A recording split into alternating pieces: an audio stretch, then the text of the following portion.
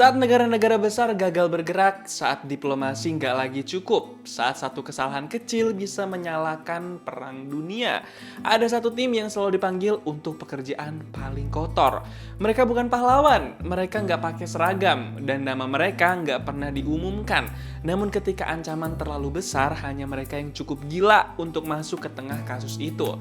Dan kali ini musuh mereka bukan hanya tentara, bukan hanya senjatong, tapi rencana yang bisa membakar seluruh dunia dalam film The Expendables 4.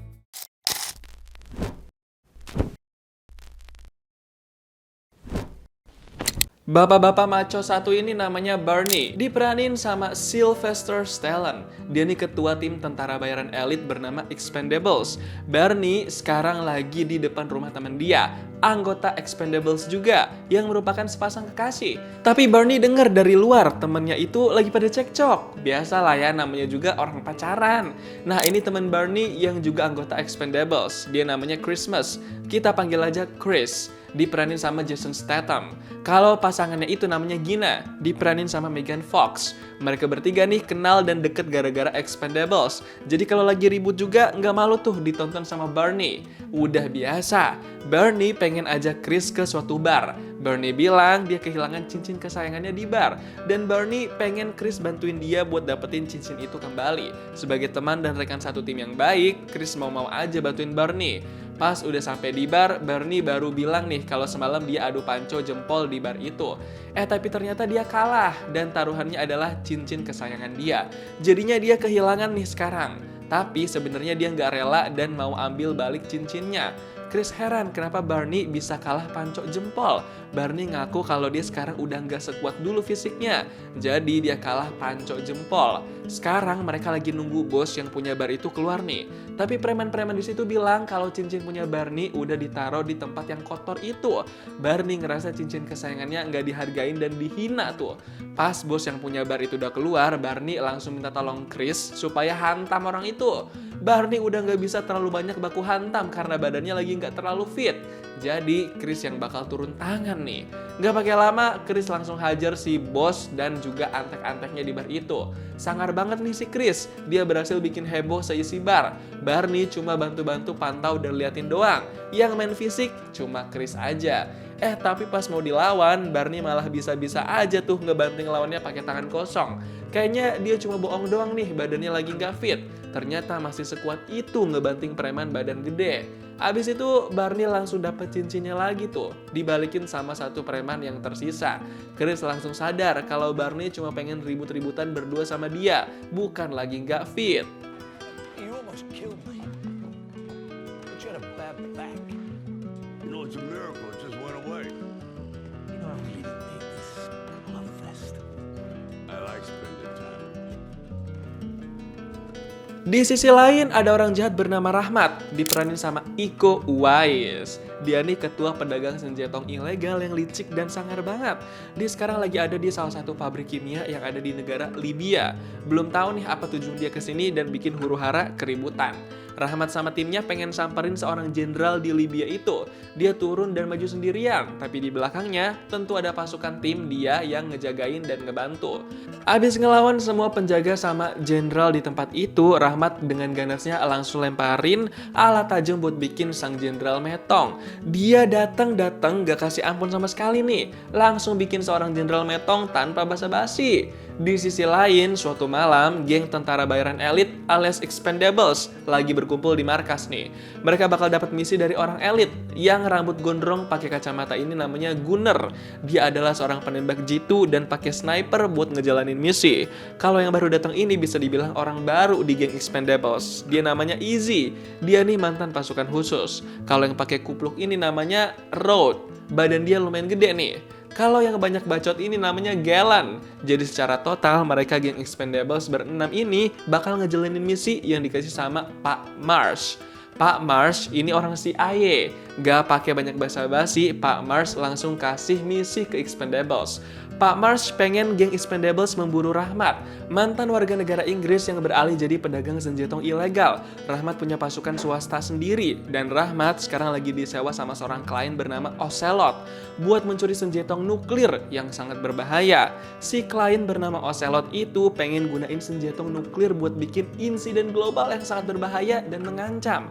Untuk misi ini, Pak Marsh ngarahin geng Expendables buat terbang ke pabrik kimia lama yang ada di Libya. Pak Marsh pengen senjata nuklir itu jangan sampai keburu dicuri sama Rahmat. Gak pakai lama, malam itu juga mereka langsung berangkat ke Libya buat ngelawan Rahmat dan pasukannya. Mereka semua udah siap banget nih. Di sisi lain, besok paginya, Rahmat udah sampai mengancam keluarga sang jenderal yang tahu di mana letak senjata nuklir. Mau gak mau, sang jenderal terpaksa kasih tahu Rahmat di mana keberadaan senjata nuklir itu. Look, my son. Your choice. Okay. Okay. Down in control room. To the safe east. Man. Udah dikasih tahu, tetap aja si Rahmat bikin metong keluarga sang jenderal. Sedangkan geng Expendables pas baru mau mendarat di Libya, pesawat mereka malah kena serang nih. Mereka nggak tahu serangan itu dari mana, jadi mereka harus mendarat dengan hati-hati. Chris langsung nyuruh buat berpencar pas mendarat nanti. Di dalam pesawat itu udah ada beberapa kendaraan yang siap buat dipakai dan berpencar setiap orang dari mereka. Gunnar sebagai penembak jitu langsung mencari spot dia sendiri. Chris sama yang lain pakai mobil buat menuju pabrik dan memburu Rahmat. Sedangkan Barney masih di pesawat nih sekalian ngeliat kondisi dari atas. Tapi di dalam pabrik, Rahmat sama pasukannya udah berhasil dapetin senjata nuklir itu dan mau dibawa ke klien mereka, alias Ocelot. Duh, ngeri banget kan nih? Dari jarak jauh, Gunnar sempat udah ngarahin senjatong ke arah Rahmat yang mau pergi dari pabrik itu. Tapi dia malah meleset gara-gara matanya minus. Duh, ada-ada aja nih. Untungnya ada Chris sama yang lain nih yang udah ngejer Rahmat sama pasukannya. Mereka langsung pada adu senjatong tuh. Tapi Rahmat ada di paling depan. Jadi Chris dan kawan-kawan harus bikin metong pasukannya Rahmat dulu. Untungnya juga ada Gunnar yang sekarang bisa gunain senjatong snipernya buat bantu bikin pasukannya Rahmat metong. Langsung ngerasa keren tuh si Gunnar. Sampai akhirnya mereka masuk ke dalam pabrik lagi. Dan Chris nekat buat loncat ke mobil pasukannya Rahmat nih. Dia mau ngehantam pasukan Rahmat satu persatu. Si Galan juga ikut-ikutan loncat dan ngelawan pasukannya Rahmat tuh. Dia udah greget banget sampai bikin metong pasukannya Rahmat di mobil itu. Sementara itu, Izzy juga lagi sibuk ngelawan pasukannya Rahmat nih. Dia juga nggak bakal kasih ampun orangnya. Hantam dan hajar terus karena Rahmat udah di depan mata. Saking gregetnya, Road juga sampai lempar alat duar tuh supaya mobil pasukannya Rahmat itu langsung duar dan semuanya metong. Sedangkan Barney lagi mengarahkan Chris buat ngejar Rahmat nih. Barney udah was-was banget takut Rahmat keburu kabur bawa senjata nuklirnya. Dia ngeburu-buruin Chris banget nih. Gak lama kemudian akhirnya Chris udah bisa duel sama Rahmat. Dia udah siap banget buat bikin Rahmat metong. Tapi tiba-tiba pesawat Barney dilempar alat duar dari bawah. Dan Barney lagi diambang bahaya nih. Jadinya Chris mutusin buat ninggalin Rahmat dan tolongin Barney dulu. Walaupun Barney nyuruh Chris buat prioritasin ngincer Rahmat. Get the detonator, please. That's an order. Fuck no, I'm saving your dumb ass. Tapi tiba-tiba si Rahmat malah ikut nembakin pesawatnya Barney nih. Dan saat itu juga pesawat Barney makin menduar-duar. Barney dipastikan udah nggak bisa selamat di dalam pesawat itu. Karena pesawatnya udah bener-bener hancur lebur. Pas samperin pesawat yang udah hancur lebur itu, Chris ngeliat dengan mata kepalanya sendiri. Kalau Barney emang udah metong dengan mengenaskan. Teman-teman geng Expendables juga shock nih. Hari-hari setelah insiden itu, Chris nggak pernah berhenti kepikiran Barney. Dia mengenang Barney terus. Lagi stres di bar, tiba-tiba Chris disamperin sama Gina nih. Di situ Gina nanya kabar Chris yang habis kehilangan Barney. Yang bikin shock, di situ tiba-tiba Pak Marsh datang dan bilang kalau Chris dikeluarin dari geng Expendables. Chris dikeluarin karena melanggar perintah dari Barney buat terus ngincer Rahmat saat itu. Tapi Chris malah mau nyelamatin Barney dan justru berujung kegagalan. Makanya Pak Marsh udah nggak mau ada Chris di Expendables ini. Dan selanjutnya misi itu bakal dilanjutin sama Gina sebagai ketuanya. Gina sempat gak enak hati sama Chris, tapi itulah yang dipengen dan diperintah sama Pak Marsh. Jadi nggak bisa ngapa-ngapain lagi. Besok malamnya karena Chris nyimpen cincin kesayangan punya Barney, jadi dia masih belum bisa lepas dari ingetan soal Barney nih. Jadi ada yang ngide buat coba pergi dan nyelonong masuk ke rumah Gina. Dia pengen cari tahu apa aja yang ada di dalam rumah Gina dan kenapa dia yang dipilih buat memimpin misi memburu Rahmat. Pas nyelonong masuk, Chris langsung buka brankas yang dia udah tahu kodenya. Karena dia emang deket sama Gina kan. Di situ Chris lihat ada dokumen penting yang belum pernah dia lihat sebelumnya. Dia penasaran dan baca-baca dokumen itu kan. Terus tiba-tiba Gina udah datang tuh. Chris langsung nanya lah, apa maksud dari dokumen yang ada di brankas itu? Kata Gina, dokumen itu berkaitan dengan operasi rahasia yang dulu pernah dilakuin sama Barney. Dan di dokumen itu juga memberikan petunjuk penting tentang identitas Ocelot. Pas dikasih tahu itu semua, Chris langsung bilang kalau dia pengen gabung ke misi memburu Rahmat dan Ocelot. Tapi Gina bilang Chris tetap nggak diajak buat ikut. I wanna come with you. I'm sorry. You weren't invited. Or won't you be lonely without me? No. There's lots of other boys on the mission. Habis itu Chris malah ngajak Gina buat adu mekanik tuh. Bukan sembarang adu mekanik, tapi itu juga biar Chris bisa sekalian ngerayu Gina buat wik-wik. Habis itu Chris sadar kalau dia emang gak bisa ikut ke misi memburu Rahmat dan Ocelot. Tapi dia kasih alat tajam andalannya ke Gina supaya Gina bisa bikin metong Rahmat pakai itu. Chris dendam banget sama si Rahmat tuh sebenarnya. Besok paginya pas Gina sama geng Expendables udah pada berangkat pakai pesawat, Chris langsung lihat alat pelacaknya.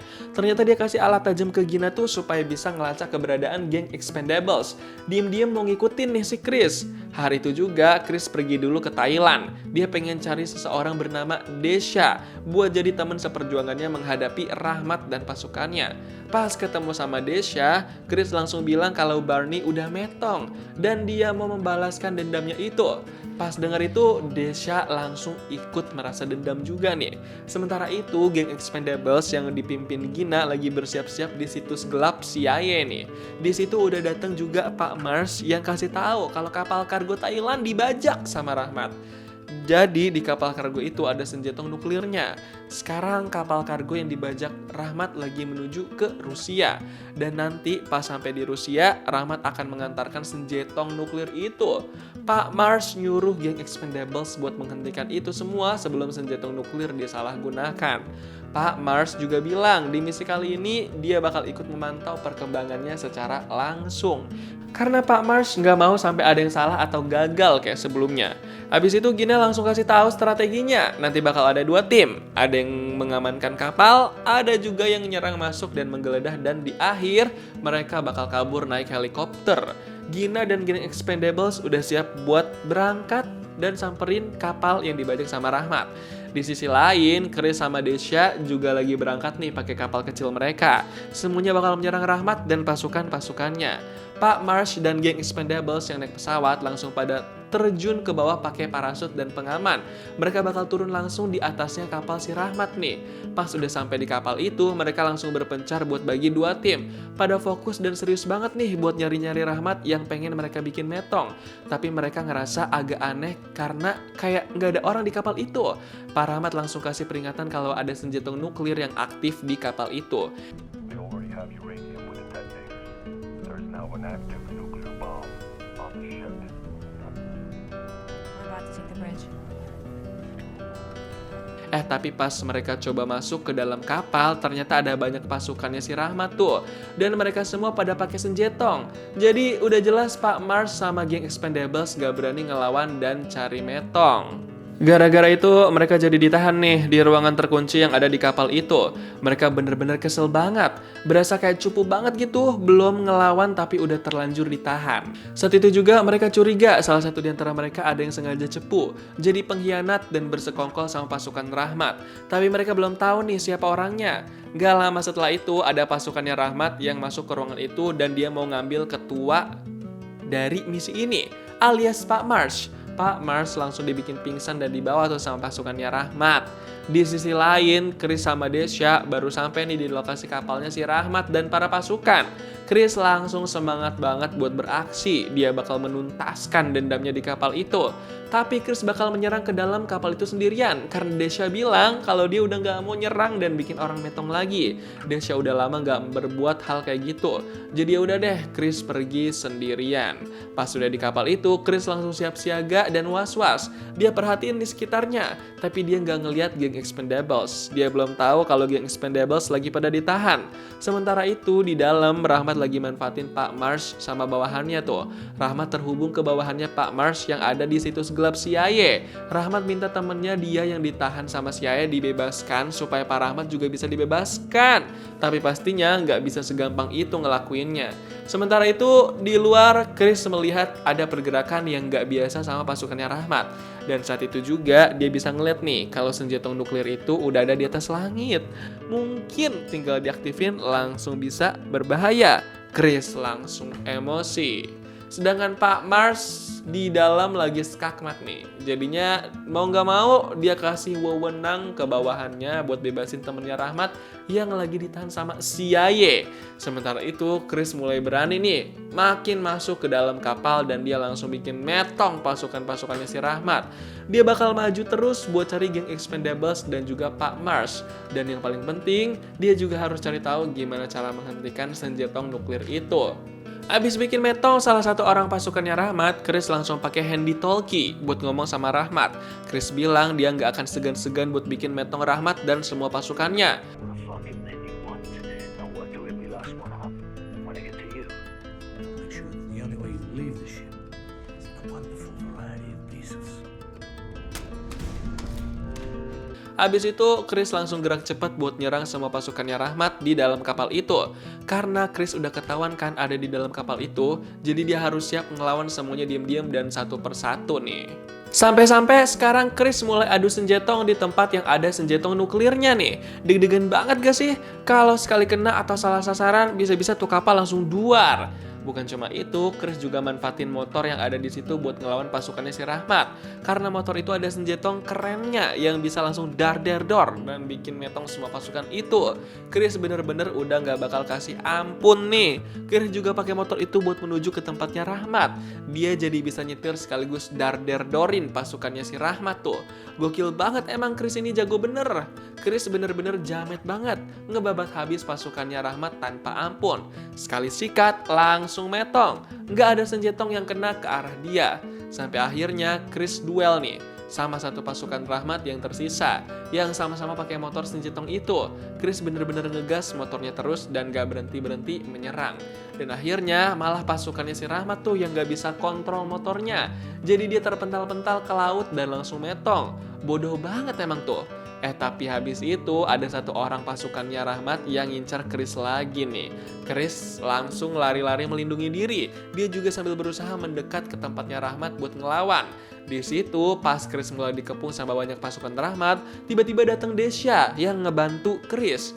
Wah gila, ternyata Desha masih mau nih ikut baku hantam ngelawan pasukannya Rahmat.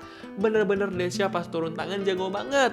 Padahal dia cuma pakai satu alat tajam, tapi skill bela dirinya nggak usah diraguin lagi. Chris langsung bingung pas ngeliat Desha ikut baku hantam. It would be disrespectful to Barney's memory to let this brain die. I'll have a look. Thank you. Let's get to it. Okay. Habis itu, Chris sama Desha langsung gas baku hantam sama orang-orang pasukannya Rahmat. Mereka berdua jago banget nih, kayak paket combo. Semuanya jadi gampang dibikin metong. Di sisi lain, geng Expendables baru nemuin nih celah yang bisa bikin mereka keluar dari ruangan kurungan itu.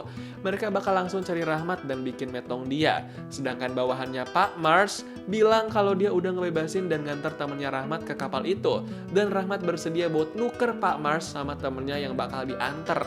Pas baru keluar, geng Expendables malah ditahan nih sama pasukannya Rahmat. Tapi tenang aja, karena di situ juga tiba-tiba udah ada Chris sama Desha yang langsung bikin metong pasukannya Rahmat itu dan sekarang gabung sama Expendables lagi. Wah gokil, mereka semua bakal ngincer Rahmat nih. Di situ Gina langsung bilang kalau dia tahu di pisau yang dikasih Chris ke Gina itu ada pelacaknya. Jadi Gina emang sengaja bawa ke sini. Wah ternyata Gina emang gak ninggalin Chris gitu aja nih. Abis itu Chris langsung ajak Expendables ke ruangan yang ada senjatong nuklirnya. Chris pengen tanya geng Expendables tuh bagaimana menangani itu, karena dalam waktu 27 menit bakal duar dan membahayakan. Raud bilang satu-satunya cara buat ngertiin senjatong nuklir itu adalah dengan cara cari remote saklarnya. Habis itu Chris langsung bilang kalau mereka harus cari remote saklarnya, matiin. Habis itu baru bikin metong si Rahmat. It's all about this kill switch now. Switch off Rahmat permanently. Well, can you make us something loud and messy? Just to poke shit in the woods. Gak pakai lama, geng Expendables langsung keluar dan eksekusi semua pasukannya Rahmat. Mereka udah gak bakal kasih ampun nih. Semua mereka babat habis satu persatu. Gak ada yang diem-diem doang, semuanya punya lawan masing-masing. Pas lagi beraksi, Chris sama Gina sempet-sempetnya tuh saling bantu. Mereka bukan cuma unjuk kejagoan, tapi juga nunjukin saling sayang tuh. Gokil emang pasangan berdua ini. Sampai akhirnya Desha menyerang anak buahnya si Rahmat langsung tuh. Ini artinya mereka semakin dekat sama Rahmat. Desha bener-bener mau membalaskan dendamnya. Dia nggak rela Barney metong di tangan Rahmat. Dia hantam terus tuh anak buahnya Rahmat. Tapi di tengah keributan itu ada Raud yang luka-luka tuh. Dia kena serang pasukannya si Rahmat. Jadi beberapa orang geng Expendables coba buat bantu Raud dulu. Sementara itu Desha sama satu orang geng Expendables masih ngelawan anak buahnya Rahmat nih. Untungnya mereka bisa ngelawan orang itu sampai akhirnya jatuh ke bawah dan metong. Rasain deh tuh. Beberapa menit kemudian, akhirnya Chris bisa ketemu dan berhadapan sama Rahmat. Dia bakal duel nih dan bikin Rahmat metong.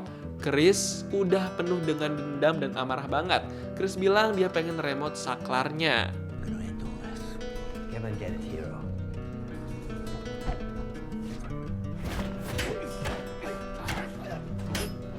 Di situ Chris sama Rahmat bener-bener baku hantam banget. Mereka main fisik pakai alat tajam doang, tanpa senjatong. Adil dan sama-sama laki banget nih. Dua-duanya sama-sama nggak mau kalah dan nggak mau kasih ampun. Sampai udah kebanting pun mereka masih tetap lanjut baku hantam dan nggak ada yang capek. Nggak ada yang habis tenaga, lanjut terus sampai ada yang mampu. Tapi akhirnya Chris bisa kenain alat tajam dia ke badannya Rahmat. Lumayan puas nih, tapi Rahmat masih juga belum jera. Sampai akhirnya Chris bisa bikin Rahmat sekarat pakai alat tajam. Rahmat bener-bener udah gak berkutik lagi. Dan saat itu Rahmat bilang dia gak pegang remote saklarnya. Yang pegang adalah kliennya, yaitu Ocelot. I don't have a kill switch. My boss has it. Ocelot. Tapi ternyata pas temennya Rahmat dateng dan mau ditukar sama Pak Mars, si Pak Mars malah bikin metong temennya Rahmat itu. Jadi ternyata selama ini Ocelot itu adalah Pak Mars. Pak Mars yang menginginkan senjata nuklir itu jadi pemicu Perang Dunia III. It's for Barney.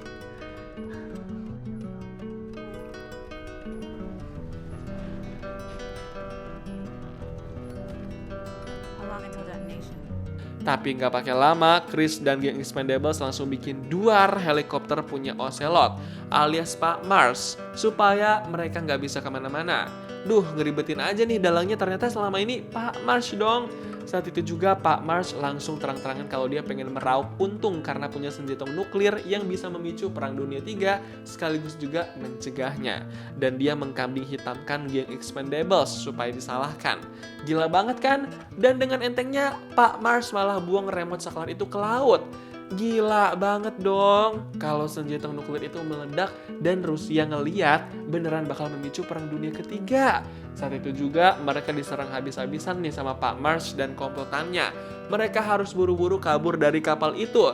Saat itu juga Desha langsung ngajak semuanya buat ke kapal dia aja. Dan mereka bisa kabur ke kapal itu. Nggak ada cara lain. Jadi ya udah deh, semuanya setuju aja.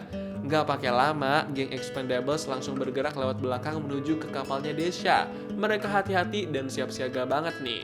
Satu persatu mereka turun ke kapal kecil punya Desha itu. Bodo amat dah dempet-dempetan. Yang penting mereka bisa selamat dan terhindar dari ledakan senjata nuklir yang dalam beberapa menit bakal menduar. Tapi tiba-tiba pas Gina dan geng Expendables lain udah pada turun ke kapal kecil itu, Chris bilang kalau dia bakal berkorban. Dia harus memutar balikan kapal itu biar nggak kelihatan sama negara Rusia. Dia mau mengutamakan misi. May my sacrifice count. This decision to Gila, Chris bener-bener bukan cuma balas dendam, tapi juga pengen jadi pahlawan nih. Saat itu juga geng Expendables langsung pada pergi, sedangkan Chris bakal berusaha buat memutarbalikkan kapal. Gak pakai lama, Chris langsung memutarbalikkan kapal itu sekuat tenaga. Dia ngelakuin itu sendirian. Dia gak mau sampai nantinya Rusia lihat kapal itu dan memicu Perang Dunia III. Pas kapalnya udah stabil dan mengarah ke kebalikannya, Chris langsung menjalankan kapal itu supaya cepat menjauh dari wilayah Rusia. Abis itu, Chris masih aja nih dikepung sama komplotannya Pak Mars. Tapi Chris juga nggak segan-segan buat bikin metong semuanya. Dia udah murka dan jerak banget. Sampai akhirnya tinggal tersisa Pak Mars nih yang ngajak duel sama Chris. Padahal mereka bakal sama-sama metong itu karena senjata nuklirnya bentar lagi bakal duar. Tapi masih aja mau ribut-ribut dulu. Tapi tiba-tiba di situ ada helikopter yang bikin metong Pak Mars. Chris heran dong, soalnya geng Expendables sudah pada pergi. Tapi ternyata yang ada di helikopter itu adalah Barney. Dia masih hidup dong ternyata. Saat itu juga Chris langsung naik ke helikopternya Barney. Gak lama kemudian Barney langsung nembakin kapal itu biar jatuh dan tenggelam ke laut. Dan senjata nuklirnya nanti bakal menduar di dalam laut, bukan di atas. Barulah habis itu Barney cerita kalau dia sebenarnya memalsukan kematiannya demi bisa mendapat berkas dokumen yang membuktikan kalau Pak Mars adalah Ocelot. Driving Marsh out of hiding so I could prove he's Ocelot. Why'd you keep it from us? I didn't take that job to all be alive, so it's personal. You understand? Gak lama kemudian barulah senjata nuklir itu menduar dari dalam laut. Untung Chris udah diselamatin sama Barney, jadi aman nih mereka semua. Malamnya pas berkumpul, geng Expendables langsung merayakan kemenangan mereka. Gila, keren gokil banget nih geng Expendables. Film The Expendables 4 mengingatkan kita bahwa pahlawan tidak selalu datang dengan cara yang sempurna. Kadang mereka kasar, kadang penuh kesalahan, kadang bekerja di bayang-bayang. Namun ketika semua orang mundur, mereka justru maju. The Expendables 4 bukan tentang tentara hebat semata, tapi tentang loyalitas, tentang persahabatan di tengah bahaya, dan tentang orang-orang yang tetap berdiri meski dunia sudah menganggap mereka selesai. Barney dan Christmas menunjukkan bahwa pengalaman tidak bisa diganti begitu saja, dan keberanian tidak mengenal usia. Pada akhirnya dunia mungkin tidak akan tahu nama mereka, tidak akan memberi penghargaan, namun beberapa perang hanya bisa dimenangkan oleh mereka yang rela kehilangan segalanya. Gimana nih pendapat kamu tentang film The Expendables 4? Coba tulis di kolom komentar dan kasih tahu kamu mau diceritain alur film apa selanjutnya.